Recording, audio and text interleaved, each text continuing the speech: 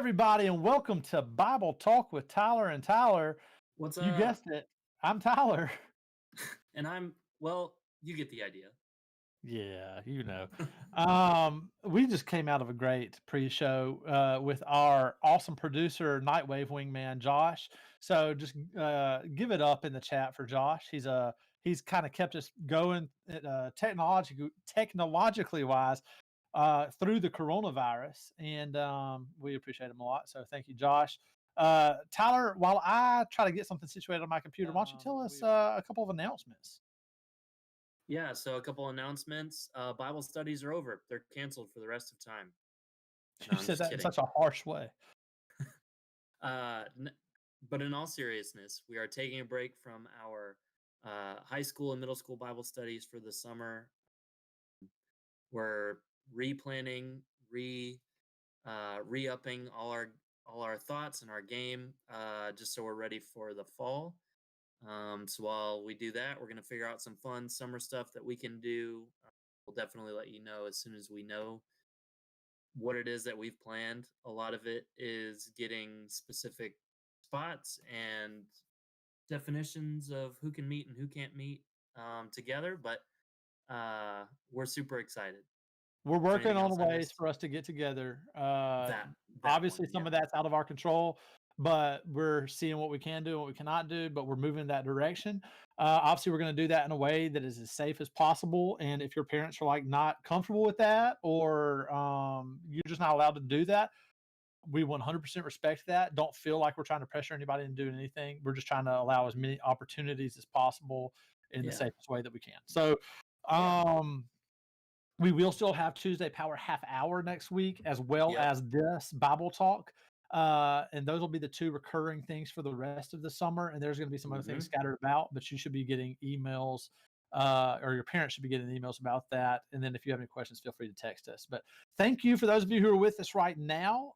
We are going to go ahead and dive into Daniel 6. Daniel 6. Daniel is just a crazy book in general, crazy in a good way. Like, it's awesome and So full of many stories. dreams.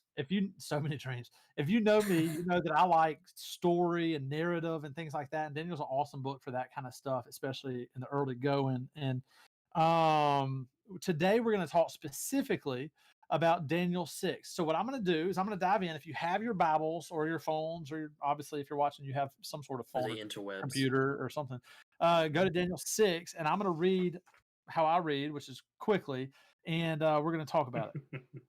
So, Not wrong. Let's go. It pleased Darius to set over the kingdom 120 satraps to be through the whole kingdom, and over them 3 high officials, of whom Daniel was one, to whom these satraps give account, so that the king might suffer no loss. Then Daniel became distinguished over all the other high officials and satraps, because an excellent spirit was in him, and the king planned to set him over the whole kingdom. The other high officials, I'm going to kind of summarize these next couple of verses. The other high officials sought to get Daniel in trouble, and they were like, they couldn't find anything that he did wrong. So they said, if we're going to find anything against him, it's going to have to be to do with his relationship with his God, with his religion, because as far as the way that he leads his life, dude's on point. Like, he hadn't done anything wrong. Verse 6. They came to an agreement to the king and said, "Oh, King Darius, live forever." And all the high officials of the kingdoms, the prefects and the satraps, the counselors and the governors, are agreed that the king should establish an ordinance and enforce an injunction that whoever makes petition to any god or man for 30 days, except to you, O king, shall be cast into a den of lions. Now, O king, establish the injunction and sign the document, so that it cannot be changed according to the law of the Medes and the Persians, which cannot be revoked. Therefore, King Darius signed the document and the injunction. So basically, these other high up, Daniel is basically like just right up under the king. Dude has progressed because he has the blessing of the Lord upon him. He's put him in this position so that God may be glorified. He's done everything right, but these other dudes that do not worship the one true God are like, we've got to get this guy out of here because he's making us look bad, and we just don't like him. So they make up this law of you can only worship King Darius and no other god or anything else, or you get eaten by lions. So they appealed to Darius's pride. They said, "You are the king. You're awesome. Nobody should like anybody but you." And he's like, "All right, you know what? I like that." So he signs this document, not knowing that they're tricking him, because Darius is boys with Daniel. Like, he likes him. He plans on big things for Daniel. So in his mind, he wasn't thinking, obviously, Daniel's going to get in trouble for this. In his mind, he was like, I'm awesome. Why would that not be a law? So we go to verse 10. When Daniel knew that the document had been signed, he went to his house where he had windows in his upper chamber open towards Jerusalem. He got down on his knees 3 times a day and prayed and gave thanks before his God as he had done previously. So basically, what that's saying is Daniel, it specifically goes out of its way to say Daniel knew what the new rule was. And Daniel said, long hair don't care. He went outside and prayed, right? He was like, I'm obviously still going to worship my God because that is what I'm called to do, and he is worthy of worship, and no man is. So verse 11, these men came by agreement and found Daniel making petition and plea before his God. Then they came near and said before the king concerning the injunction, O king, did you not sign an injunction that anyone who makes a petition to any god or man within 30 days, except for you, O king, shall be cast into the den of lions? So they're like, hey, I feel like I remember you signing a law, king. You know, they're playing the whole like, it honestly doesn't make Darius sound super smart, but they're like, oh man, king, didn't you say this? And he's like, yeah, I said that. He Didn't said you this, do the thing we suggested that was really yeah, cool? right. I mean, very, obvious movie bad guy move, right? Yeah. The king answered and said, the thing stands fast according to the law of the Medes and the Persians, which cannot be revoked. Really digging himself a hole there by saying it like that. They answered and said before the king, Daniel, who is one of the exiles from Judah, pays no attention to you, O king, or the injunction you have signed, but makes his petition 3 times a day. Then the king, this is verse 14, then the king, when he heard these words, was much distressed and set his mind to deliver Daniel. And he labored till the sun went down to rescue him. So the king, the most powerful dude who loves Daniel, who is boys with Daniel, is like, oh man, I've signed a law that's going to get my boy into trouble. And he literally is like, upset and anxious and not being able to think about anything else because he's trying to figure out a way out of this law that he signed into being, where whoever prays to anybody but Darius gets eaten by lions. And it says in verse 15, these men came by agreement to the king and said, that is a law of the Medes and Persians that no injunction or ordinance that the king establishes can be changed. So basically, they're like, you can't change this. Like, it is law. It is the way that the country is set up. Like, there's no change in this. And the king commanded, and Daniel was brought to the and cast into the den of lions. And the king declared to Daniel, may your God whom you serve continually deliver you. And a stone was brought and laid on the mouth of the den, and the king sealed it with his own signet and with the signet of his lords, that nothing might be changed concerning Daniel. The king then went to his palace and spent the night fasting. No diversions were brought to him.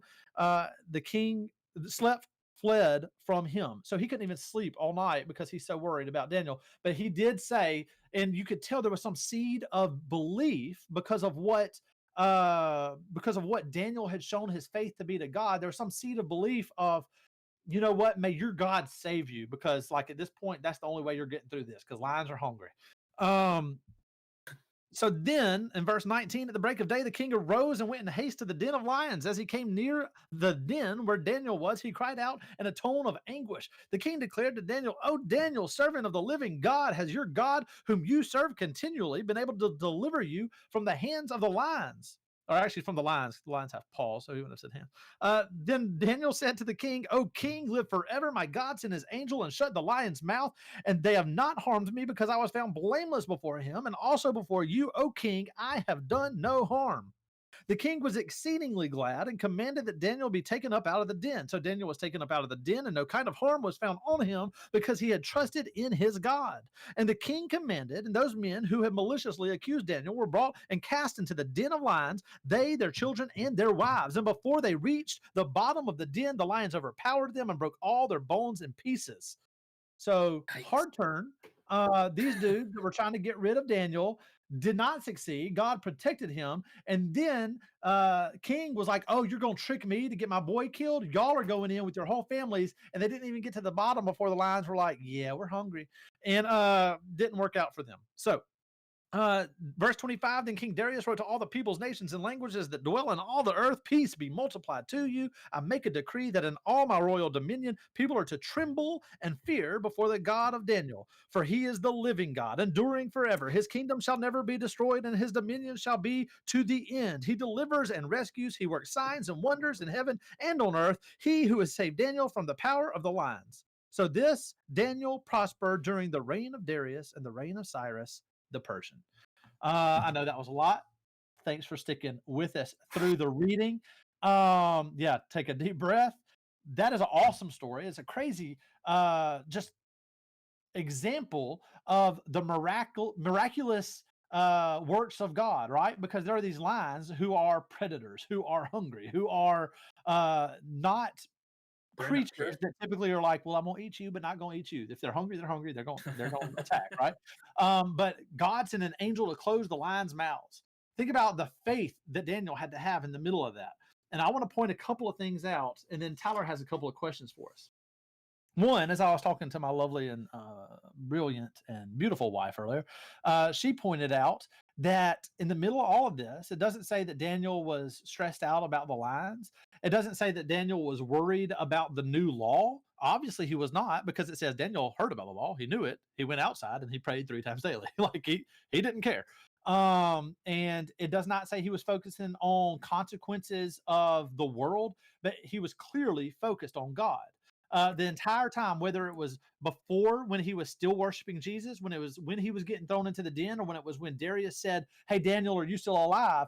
Daniel's immediate response is, "O king, live forever. My God sent his angel and shut the lions' mouths, and they have not harmed me because I was found blameless before him, and also before you, O king. I have done no harm." So the first thing he says was, "My God saved me." He said, "An angel." Like he's not saying, "Dude, I wrestled these things for a while now," or he wasn't like, "I'm terrified to get me out of here." He was like, "God is great, and He has saved me."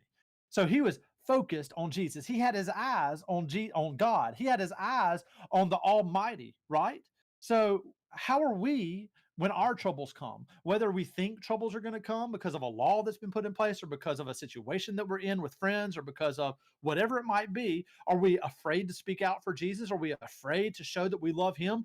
Or maybe you're in the middle of the hard time. Are you focused on that tribulation or that suffering so intently that you're forgetting who it is that's in charge of everything?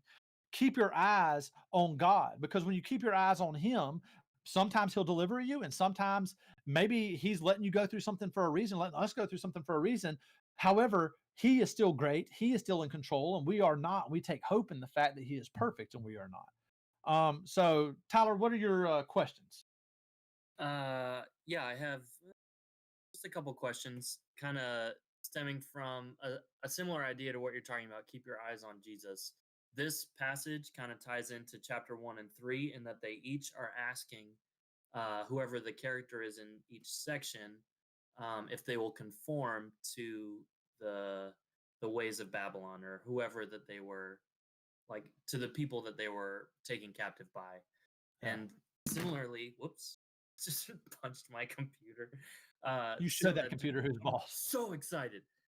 Similarly, in our lives, the world tries to get us to conform to its ways and the ungodly realities of our life. And so, the first question I had is, what are some ways that we are tempted by the world to give up our identity? And anyone who's watching, we'd love for you to answer in the chat. Um, we are definitely gonna go through it and talk more about it. But yeah, just to repeat, in what ways are we tempted by the world to give up our identity? Because that's what this is about. Is it's asking Daniel, will you give up everything that you know to be right and true to follow not just a law, a bad law that a bunch of jealous guys forced upon their king, who somehow unknowingly saw their deception because he's Yeah. so prideful, uh that Daniel actually, he's thrown in a pit of lions for it. Like that's crazy. We may not necessarily have any like consequences like that, but I do think we live in a time where if we don't conform to whatever the world thinks, we're going to be judged for it, and we will be affected by it deeply. So any ways for you, Tyler, that you feel like we're asked by the world to give up our identity? I just think it's so interesting in the life of Daniel, seeing how godly he is and how he does form his identity based on his relationship with God. Because think about the Mhm. position that he was in. Yeah. Dude, first of all, was not where he was from, or not in a different culture than he was born into, right? Hmm. So he's excelling in that. God is using him in mighty ways in that, and he is elevated to the point to where he also could be pretty prideful. He a lot of people in his position would be like, man, I must be pretty awesome. I started from the bottom, now I'm here, right? Like I am the man. And that's not at all how he was. He was clearly seeking the glory of God and not the glory of Daniel. It's so Yeah. easy in our lives, even as none of us watching right now, most likely are the second most powerful person in our worlds, in our circles, even. But Daniel, with all this power, with all this responsibility that had been given to him, was still like, you know what? I'm doing everything for God's glory. He could have easily said, okay, I hear this rule. I don't want to get in trouble. I'm set up for success and I'm on the path to being even more powerful. Like I've got a Yeah. good thing going. If he was living by the world standards and by the world, like we've been talking about success lately in Bible studies and stuff, he would have been like, you know what? I'm going to kind of take a back seat. I'm not going to deny God per se, but I'm not going to be visible about it. He could have uh, made sure that he prayed where nobody saw. But he's like, I'm going Yeah. to keep doing what I'm doing because God is still the king of the universe and he is who Yeah. I answer to. And Darius is not, and Darius's other friends are not, but God is. So because he was so focused on glorifying God and not elevating himself, it Mm. impacted the way that he led his life and made it very, very clear that God is God and nobody else is. Yeah, for sure. I mean, there's a strong chance if I were in a similar position that I may have conformed and hidden my own way of thinking because I'm thinking I don't want to ruin what I've got. But Daniel, knowing that God's way is better than his own way, uh, follows Jesus. I mean, he does the right thing, and it's scary because you wonder what the consequences are. But he does it knowing that God will take care of him no matter the situation. Yeah, for sure. Um, and man, Our I producer mean, tells me that I keep whacking my desk and shaking like an earthquake. I'm sorry about that. it's okay. I punched my computer, so I feel like we're on par for today. So the other thing I wanted to ask, we may not be asked to give up our identity. So, well, one of the ways we are asked to give up our identity, I thought of this, is that we are asked to make statements about ourselves, about like our status in life or our like smaller beliefs as if they're like as if that's what our life is. So like if you're really into working whatever job you have, like hypothetically if someone worked at Hobby Lobby, if you do that, that's great. I don't know why you would do that. I never did that. If you worked at Hobby Lobby, you Did you could do farm. that, Tyler? I did that. I'm sorry, everyone. There, I had to say it. Shame on me. It was a dark time. They were paying 15.75 an hour. It was awesome. Anyways, uh, all that to say, like, if you work at like a job where you feel like you could be successful, you find your identity in that, and you say, "I'm Tyler Twombly. I work at Hobby Lobby," or whatever. Or a lot of people could find it in like a lot of people find it in their sexual preference. Like if this is uh if you struggle with homosexuality, you're tempted to make that your identity over who you are as a Christian in your relationship to God. So all that to say, our primary identity should be as a Christian and as a Christ follower, like Daniel did, not who we work for, the country that we live in, um, or anyone that we identify ourselves with other than Jesus. Yeah. Above And I all, we think, are citizens of heaven, right? yeah, above all. Yeah. And so I think that part is very commendable for Daniel. The other thing that happens is if people are willing to say, that's not my identity, and that's not your identity, I'll let you live the way that you want, but you do have to, in some sense, respect me and what I think. So the next question I had is, how are we obedient? How are we asked to be obedient to the ideas of the world? So you could be a Christian and make that your identity, but the world still asks you to follow the the ideas as a respect to say like that might be what you believe, but this is what I believe. So there's no mutual discussion. What are ways you think that we're asked to do that? Definitely let us know in the comments what y'all are thinking, kiddos. And thank you for being here. But yeah, we live in a world that is very how would I describe it right now?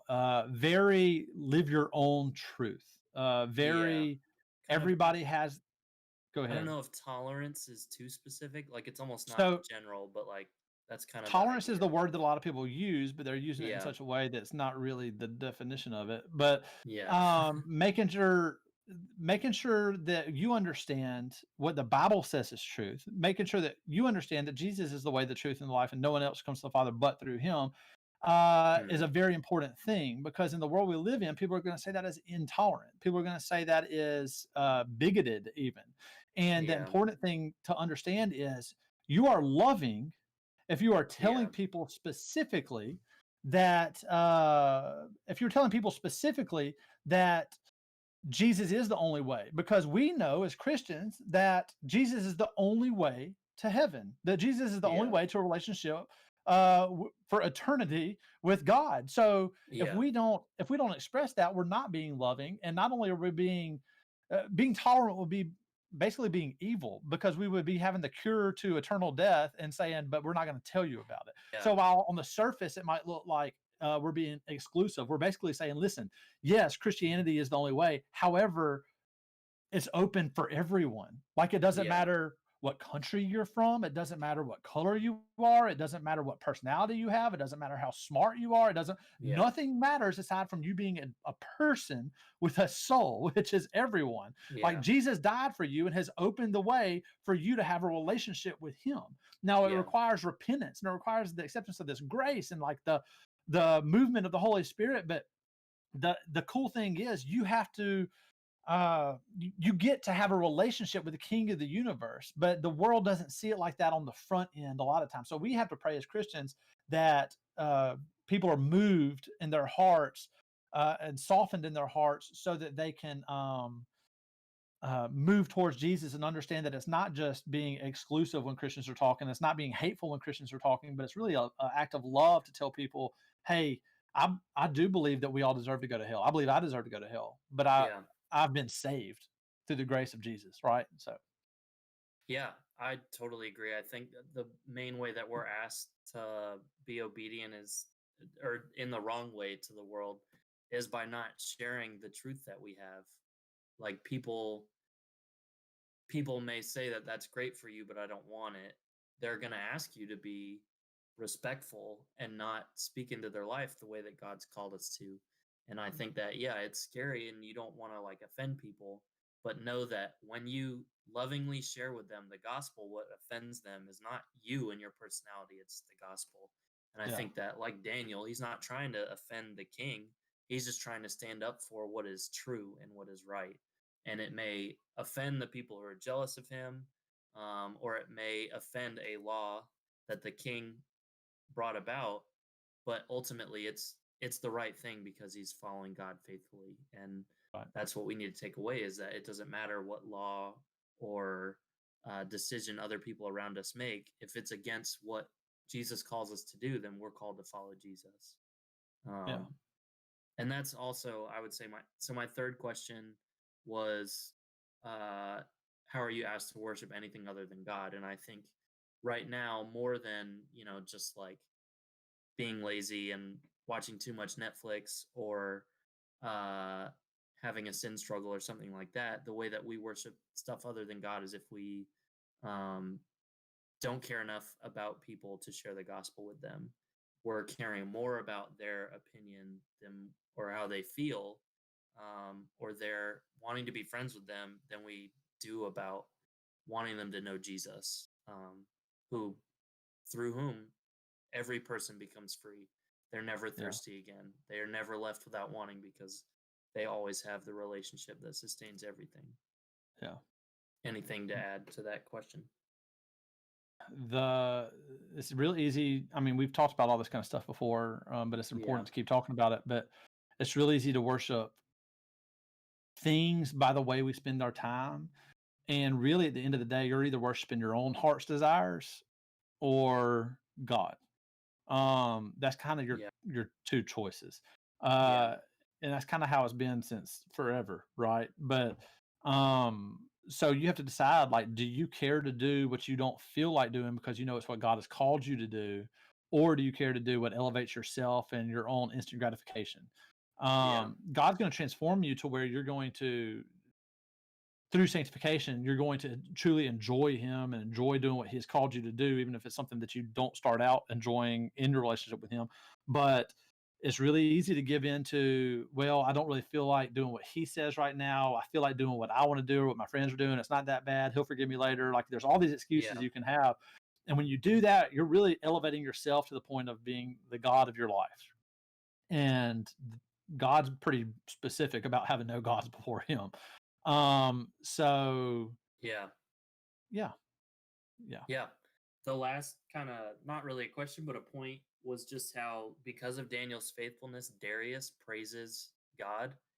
And I think like when we are consistent with following Jesus, ultimately people's hearts are changed. yeah, Is that why we do it? Not necessarily, but we hope that it happens. And so, just like these verses end with Darius saying, he's the living God, he endures forever, his kingdom shall never be destroyed, and his dominion shall be to the end. We can take heart that even though this age is dark and people's hearts are hardened towards the gospel, ultimately Jesus is on the throne and he's going to come again someday and yeah. conquer all evil. That's right. I'll address a comment in the uh, chat. Um, Amy is talking about Daisha one time saying that she works out with somebody, has a friend that is gay. Like, I hope we all have friends that aren't Christians that Yeah. don't know Jesus, that are struggling with something.